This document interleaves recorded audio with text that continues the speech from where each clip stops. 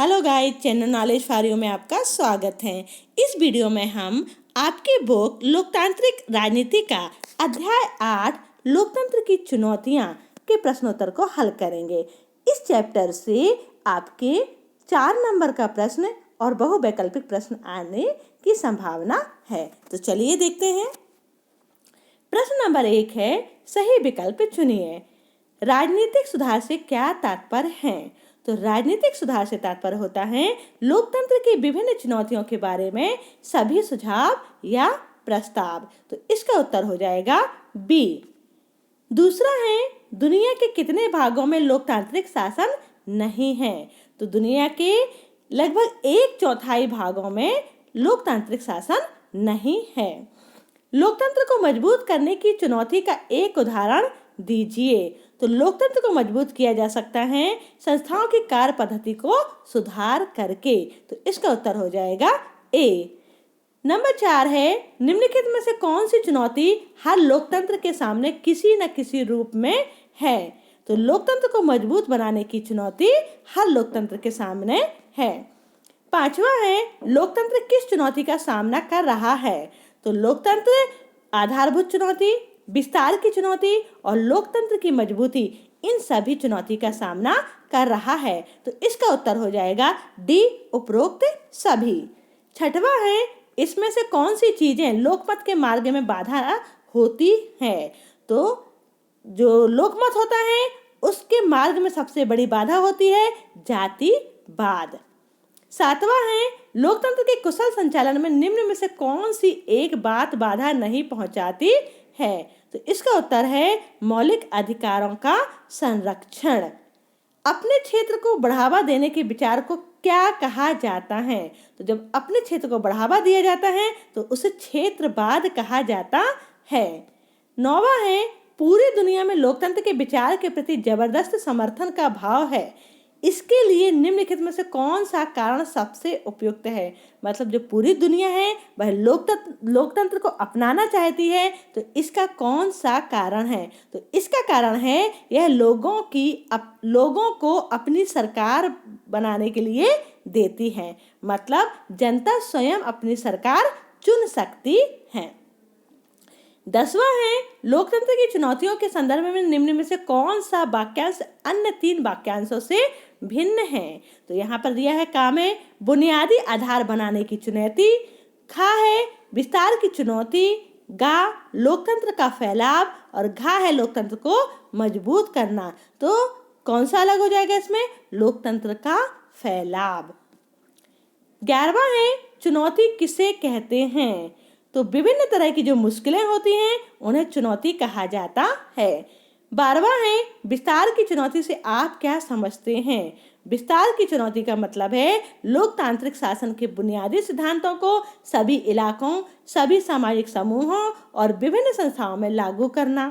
दूसरा है, स्थानीय सरकारों को अधिक अधिकार संपन्न बनाना। तीसरा है, महिलाओं और अल्पसंख्यक समूहों की उचित भागीदारी सुनिश्चित करना। और चौथा है उपरोक्त सभी। तो इसका उत्तर हो जाएगा उपरोक्त सभी।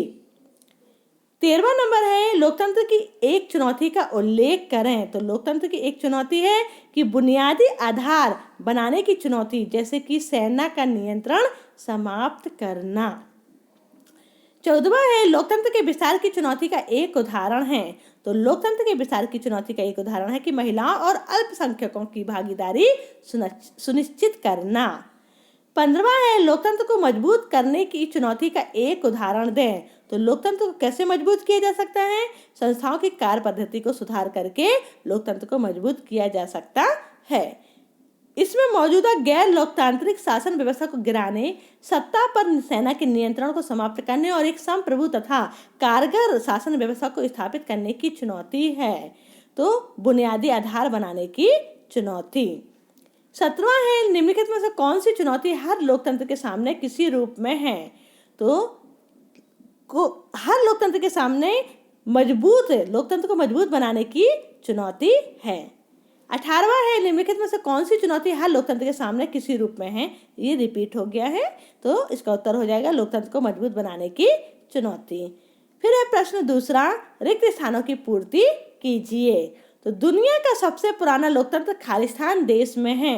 तो दुनिया का सबसे पुराना लोकतंत्र अमेरिका में है। दुनिया के खालिस्तान हिस्से में अभी भी लोकतांत्रिक शासन व्यवस्था नहीं है। तो 1/4 हिस्से में अभी भी लोकतांत्रिक शासन व्यवस्था नहीं है। तीसरा है, भारत में गरीबी का मुख्य कारण खालिस्तान है। तो निरंतर बढ़ती हुई जनसंख्या गरीबी का मुख्य कारण है। अपने क्षेत्र को बढ़ावा देने की नीति को क्या कहते हैं? तो अपने क्षेत्र को बढ़ावा देने की नीति को क्षेत्रवाद कहा जाता है। वर्तमान शासकों को बदलने के लिए खालिस्तान का प्रयोग किया जाता है। तो वर्तमान शासकों को बदलने के लिए चुनाव का प्रयोग किया जाता है। लोकतंत्र में खालिस्तान आदि पर आधारित भेदभाव को समाप्त करना महत्वपूर्ण है। तो किस आधार पर? जाति के आधार पर, धर्म के आधार पर और लिंग के आधार पर भेदभाव को समाप्त करना महत्वपूर्ण है। खालिस्तान में महिलाओं को सार्वजनिक गतिविधियों में हिस्सा लेने की अनुमति नहीं है।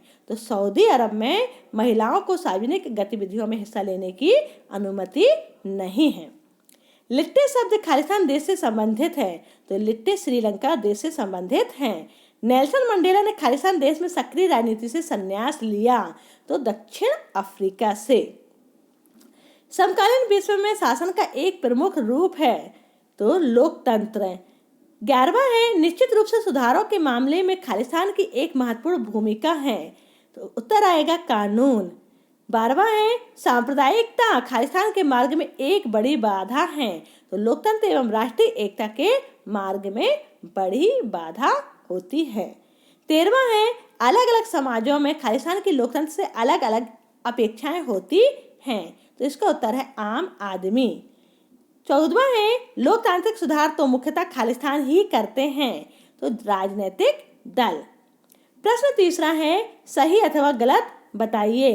तो पहला है, निश्चित रूप से सुधारों के मामले में कानून की एक महत्वपूर्ण भूमिका है, सत्य है। क्षेत्रवाद राष्ट्रीय एकता का मूलाधार है। तो यह असत्य है। तीसरा है, जनसंख्या विस्फोट से संसाधनों में कमी हो जाती है, सत्य है। सऊदी अरब में धार्मिक अल्पसंख्यकों को आज़ादी नहीं है, सत्य है।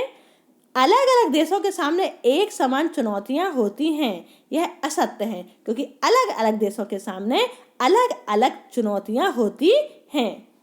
7 वर्ष और उससे अधिक आयु के लोगों में साक्षर जनता का अनुपात साक्षरता दर कहलाती है, सत्य है। 7वां है, लोकतांत्रिक सुधार को लागू करने के वैध तरीके कुप्रथाओं को बढ़ावा देना है, असत्य है। 8वां है, क्षेत्रवाद को समाप्त करने के लिए देश के सीमित क्षेत्र का विकास किया जाए। तो यह असत्य है। 9वां है, विस्तार की चुनौती के अंतर्गत लोकतांत्रिक शासन के बुनियादी सिद्धांतों को सभी इलाकों, सभी सामाजिक समूहों तथा विभिन्न संस्थाओं में लागू करना शामिल है। तो यह सत्य है। अब आता है प्रश्न चौथा, जोड़ी बनाइए। शासकों को बदलने के लिए प्रयोग किया जाता है। तो शासकों को बदलने के लिए चुनाव किए जाते हैं। जनरल पिनासे की सरकार चुनाव हार गई। तो जो जनरल पिनासे की सरकार है वह कहाँ की है? वह चिली की है। मंडेला का संबंध कहाँ से है? मंडेला का संबंध दक्षिण अफ्रीका से है। अमेरिका, तो अमेरिका का गुआंतानामो। सऊदी अरब में महिलाओं को आज़ादी नहीं है।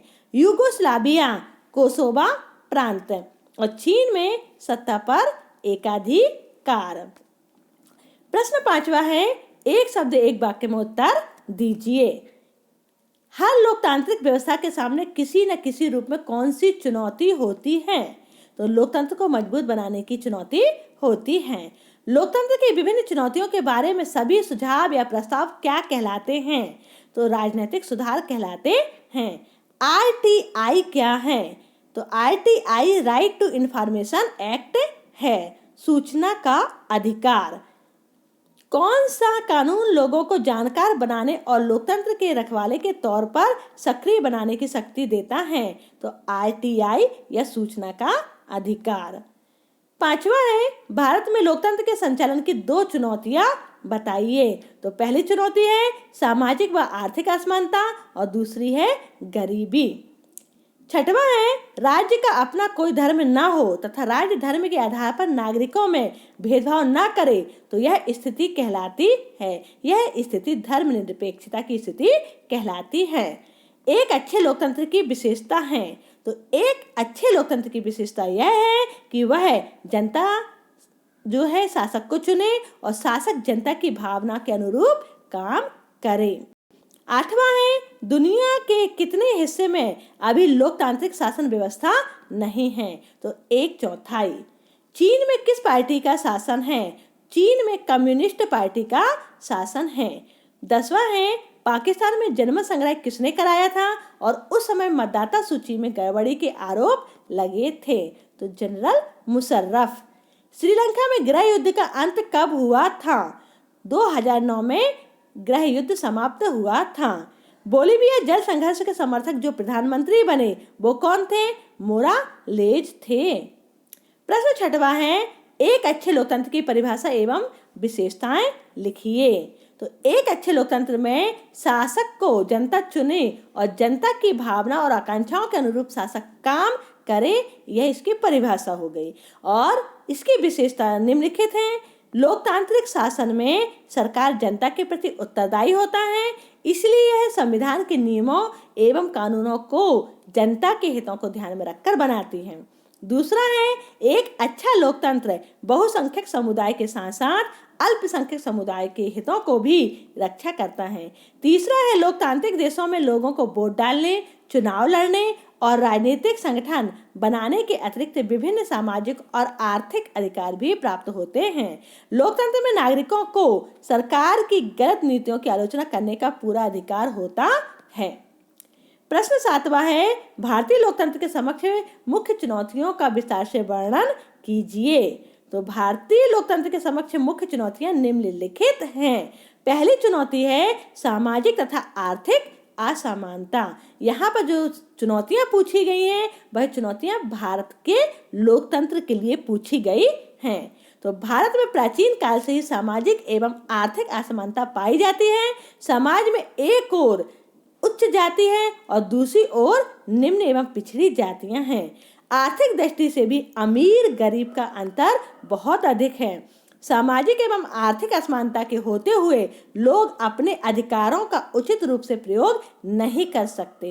इन असमानता से वर्ग संघर्ष उत्पन्न होता है एवं लोकतंत्र कमजोर होता है। दूसरा है गरीबी। गरीबी भारतीय लोकतंत्र के सामने एक बड़ी चुनौती है। गरीब व्यक्ति अपने राजनीतिक अधिकारों को स्वतंत्रता पूर्वक प्रयोग नहीं कर सकता। चुनाव लड़ना तो दूर की बात, वह अपने मत का प्रयोग भी स्वतंत्रता पूर्वक नहीं कर सकता है। तीसरा है जातिवाद। तो जातिवाद भारतीय लोकतंत्र के लिए एक बड़ी चुनौती बना हुआ है। चुनावों के समय विभिन्न राजनीतिक दलों द्वारा अपने उम्मीदवारों का चुनाव प्रायः जाति के आधार पर किया जाता है और चुनाव प्रचार में जातिवाद पर बहुत बल दिया जाता है। चौथा है सांप्रदायवाद। तो सांप्रदायवाद भी भारतीय लोकतंत्र के लिए एक बड़ी चुनौती है और राजनीतिक दल तथा नेता भी अपने हितों को सुरक्षित रखने के लिए सांप्रदायवाद को बढ़ावा देते रहते हैं।